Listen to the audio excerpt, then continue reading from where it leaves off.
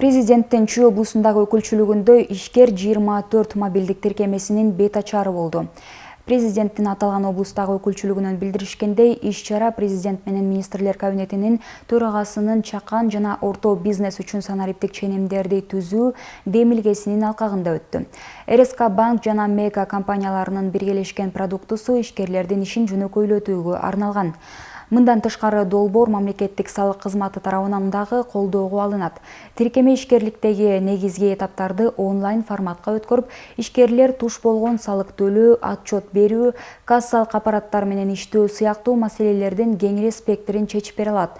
Тиркеме 3 версиядан турат. 1 марттан баштап тиркеменин колдонуучуларга бирдиктүү идентификация тутумуна кирүүгө мүмкүнчүлүк берген версиясы иштеп баштады.